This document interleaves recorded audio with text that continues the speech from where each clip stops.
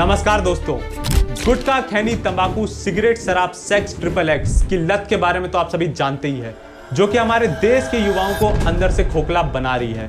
लेकिन दोस्तों, क्या आप जानते हैं कि एक ऐसी नई बीमारी आई है जो बड़ी ही तेजी से फैल रही है और हमारे देश के युवाओं को अपना शिकार बना रही है। इनसे मिलिए, यह है 23 साल के वेस्ट बंगाल के रहने वाले ओमी, जिनको यह अनोखी बीमारी हो गई।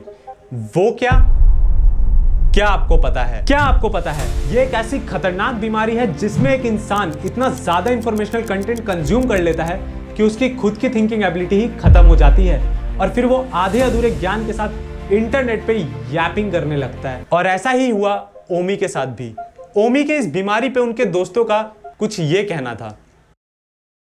मुझे पता है ये इंटरनेट पे ऐसे फालतू की वीडियो देखता है और ज्ञान शोधता है। कुछ दिन पहले ही कह रहा था, भाई तेरे को पता है साइंटिस्टों ने एक ऐसा ब्लैक होल डिस्कवर किया है ना, जिसका सिक्रेशन डिस्क का ग्रेविटेशनल पुल उस ब्लैक होल के ग्रेविटेशनल पुल से भी ज्यादा है। इसका मतलब समझ रहा है? इसका मतलब ये कॉमर्स का स्टूडेंट होकर ब्लैक होल और ग्रेविटेशनल पुल की बातें करता है। आज तक इससे बिचेस पुल हुई है? इसका नाम लिली है। क्या आपको पता है एक कुतिया एक बार में 6 से 8 पपीज को जन्म दे सकती है? काटना बंद करो। और ये क्रिस्टोफर नोलन, इसके बारे में मैंने ही बताया था इसे। हाँ वही। मैं तो इस चूतिए को इग्नोर ही करता हूँ। पता नहीं कैसी अजीब अजीब बातें करता है। एक दिन तो ये बोल रहा था कि तेरे को पता है ये जो प्लेटिपस होते हैं ना, प्लेटिपस के पसीने में ही दूध निकलता है, क्योंकि वो भी मैमल्स होते हैं इंसान की तरह, पर उनके पास ना निपल नहीं होता है। मेरे को तो तुम्हारा दूध ही पीना है। अरे तुमको पता है क्या ब्रेस्ट मिल्क? भैया क्या आपको पता है? क्या भैया क्या आपको पता है? भाई क्या तेरे को पता है? तेरे को पता है भाई? तेरे को पता है? लिली तेरे को पता है? भैया क्या आपको पता है? भाई तेरे को पता है? तेरे को पता है? ए बकरी, तेरे को पता है? तेरे को पता है? तेरे को पता है क्या बकरी? दोस्तों क्या आपको पता है, मेरी ये वीडियोस देखकर आप एक सूडो इंटेलेक्चुअल तो बन जाओगे, लेकिन लोगों को यह एहसास ना होने देना एक कंप्लीटली डिफरेंट स्किल है, जिसके लिए मैंने अपने ऑनलाइन एकेडमी पर एक कोर्स लॉन्च किया है, द आर्ट ऑफ मैनिपुलेशन, जहां पर मैं आपको बेसिक से लेकर एडवांस सारी ट्रिक्स सिखाऊंगा अपने व्यूअर्स को मैनिपुलेट करने के लिए। तो दोस्तों आज ही साइन अप करिए। बस कर जाओ भाई, बस। हेलो गाइस, क्या आपको पता है इस सेंटेंस? क्या आपको पता है आज के बाद आप इस सेंटेंस को बिल्कुल यूज नहीं करोगे? तो ज्ञान खोदना शुरू करने से पहले मेरा ये मेंशन करना बहुत जरूरी है कि मैं इस चैनल पर सिर्फ एंटरटेनमेंट के लिए वीडियोस बनाता हूँ, और अगर आपको लगता है कि आप इस वीडियो से कुछ सीखने वाले हो तो इस वीडियो के खत्म होने के ठीक 30 मिनट बाद आपको इस वीडियो से क्या आपको पता है इसके अलावा कुछ याद भी नहीं रहेगा। विद दैट सेड, रेडी हो जाओ एक अननेसेसरी इंफॉर्मेटिव वीडियो देखकर खुद को इंटेलेक्चुअल समझकर अपना टाइम बर्बाद करने के लिए। Let's go guys. आज की वीडियो में मैं बात करने वाला हूं और इससे अपना ओपिनियन देने वाला हूं इंफोटेनमेंट चैनल्स पर। जी हाँ दोस्तों, इंफोटेनमेंट चैनल जो बिजनेस की स्टडीज वीडियोस बनाकर खुद का YouTube channel as a business चलाते हैं, जो अपना बायस बिना छुपाए पॉलिटिकल एजेंडा प्रमोट करते हैं,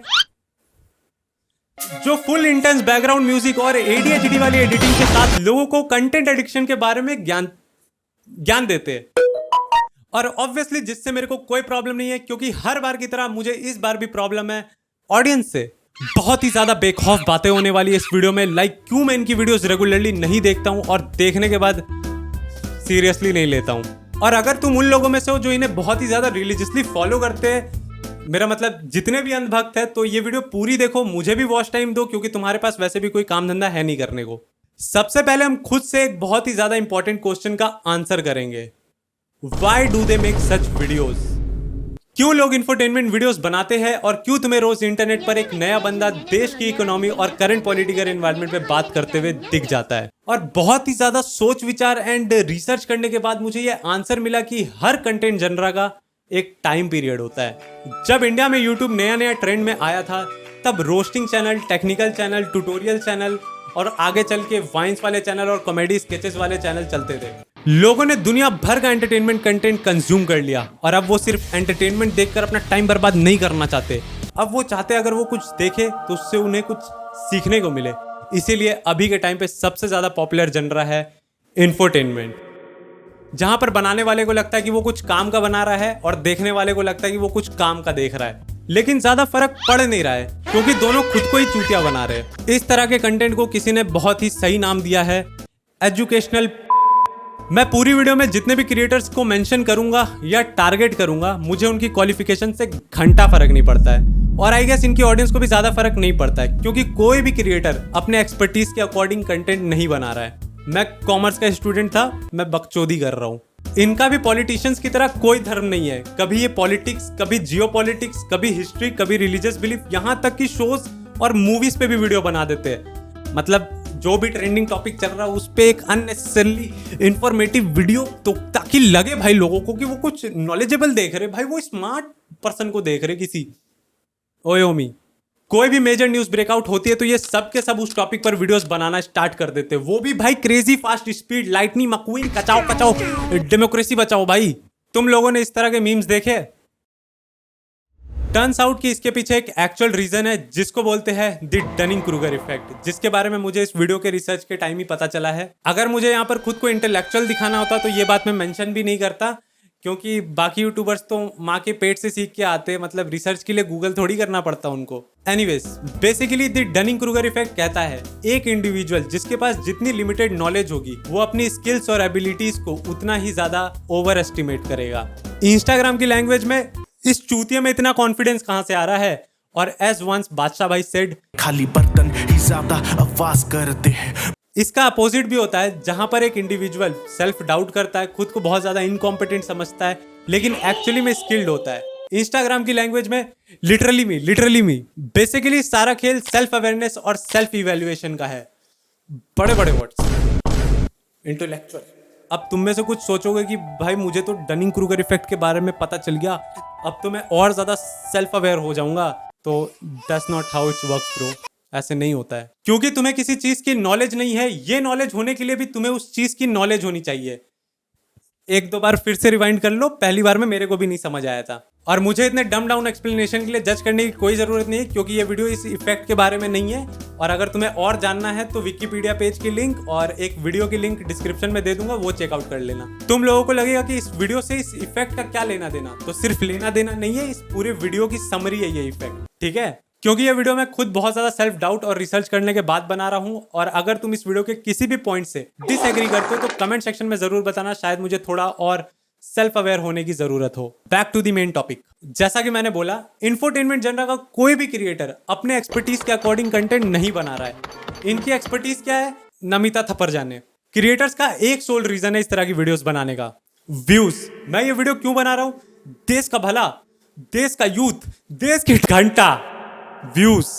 मैं तुम्हें किसी भी तरह का कोर्स क्यों सेल करूंगा? तुम्हें वैल्यू प्रोवाइड करने के लिए या अपने पॉकेट के लिए? ऑब्वियसली तुम्हें वैल्यू प्रोवाइड करने के लिए, क्योंकि मैं बेच रहा हूं ना भाई। इस तरह का कंटेंट बनाना अभी के टाइम पर बहुत इजी है और बहुत लोग बना भी रहे। बट तुम ये रील देखो, दिल्ली मेट्रो में एक लड़की बिकनी में घूम रही थी। तो रिसेंटली एक क्लिप वायरल हुई है जिसमें हम एक लड़की को छोटे कपड़ों में दिल्ली मेट्रो में ट्रैवल करते हुए देख सकते हैं। और अब ये मुद्दा इतना बड़ा हो चुका है कि अगर आप यूट्यूब पर मेट्रो सर्च करते हैं तो उसके साथ बिकनी वैसे ही लग जाता है जैसे समोसे के साथ चटनी। इन वीडियोस के वायरल जाने के बाद ट्विटर पर लोग वही करने लगे जिसके लिए वो बना है, शिट पोस्टिंग। और ये शिट पोस्टर्स भी दो साइड्स में बढ़ गए। पहला साइड कहता है कि ये हमारे परंपरा और संस्कृति के अगेंस्ट है, और दूसरा साइड कहता है कि आज के जमाने की लड़कियां पूरी तरह इंडिपेंडेंट है और किसी भी तरह के कपड़े पहन सकती है। छोटे उसके कपड़े नहीं, छोटी तुम्हारी सोच है। जिस पर मेरा ओपिनियन यही है कि लड़कियां चाहे गीली सूट पहने या स्विमिंग सूट पहने, मुझे घंटा फर्क नहीं पड़ता है, क्योंकि मेरे गांव में मेट्रो छोड़ो रेलवे स्टेशन तक नहीं है। एक्चुअली में ये लड़की बहुत टाइम से सोशल मीडिया पर अटेंशन पाने की कोशिश कर रही थी, जो कि इसे फाइनली उर्फी जावेद की कॉपी करने के बाद मिली है। Whatever I am 1000 times better than you. क्योंकि मैं तो यही बोलूंगा, इन लड़कियों को अटेंशन देने से अच्छा तुम मुझे अटेंशन दो। ये वीडियो मैंने पिछले साल बनाई थी। क्यों? क्योंकि हॉट टॉपिक था और मैं अपनी एक नॉर्मल यूट्यूब वीडियो में इतने से इंसिडेंट्स को 8 मिनट तक खींच के एक वीडियो नहीं बना सकता था। कुछ लोगों ने वो भी कर लिया था, सैल्यूट है उनको। लेकिन मैंने क्या किया, इंफॉर्मेशन और एंटरटेनमेंट का तड़का लगाकर ये रील डाल दी।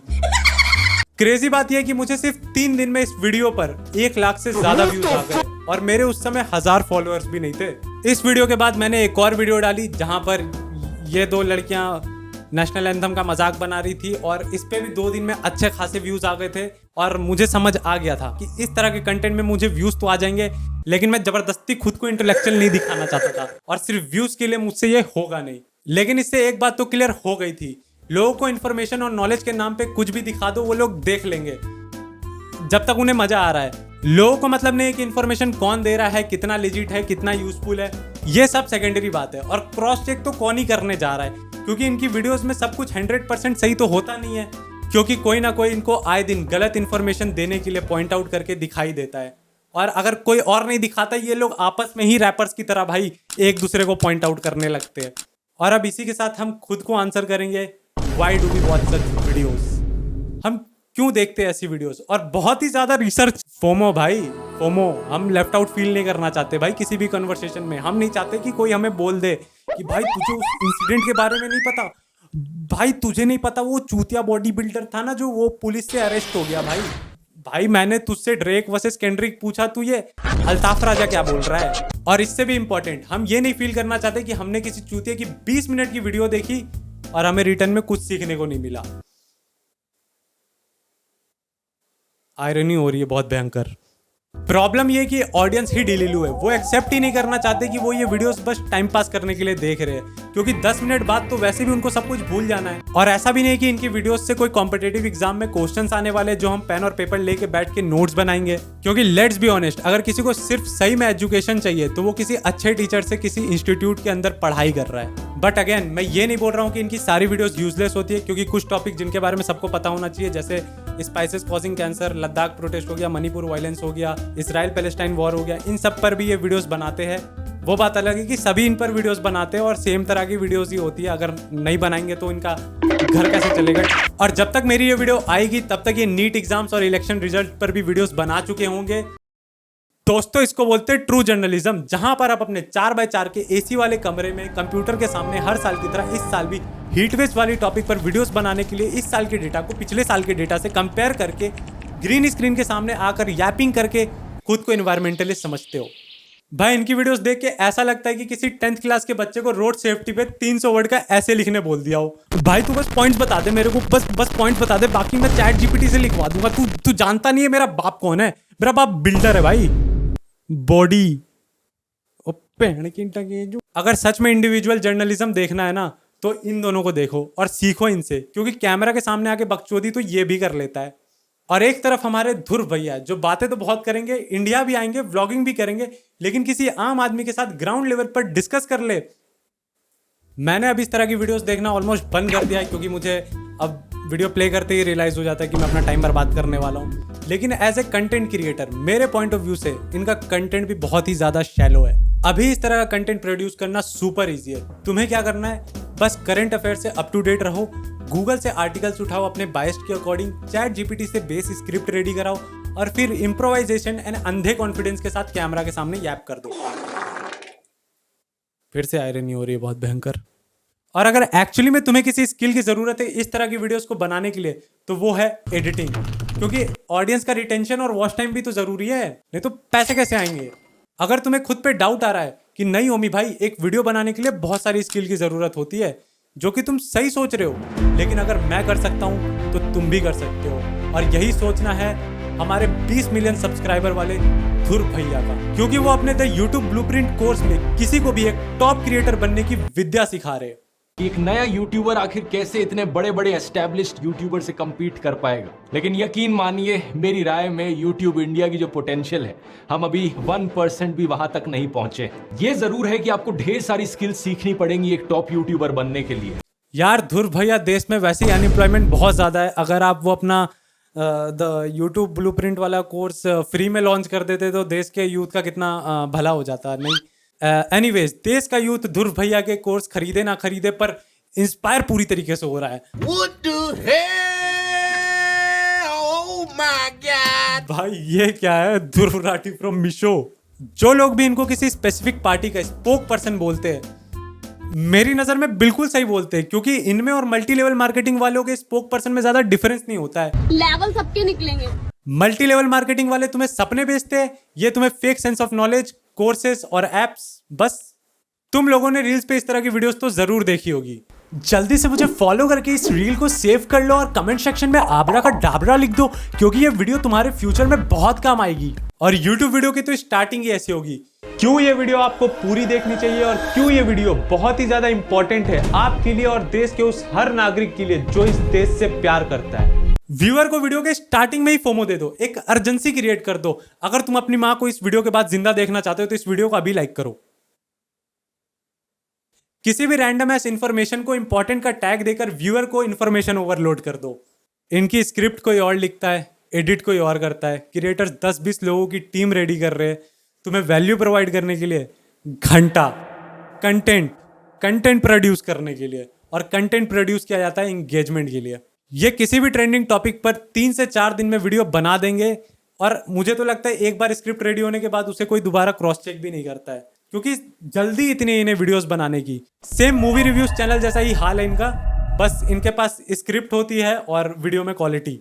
इन दी एंड कंक्लूजन ये है कि तुम नल्ले हो जिसने ये वीडियो इतनी दूर तक देख ली।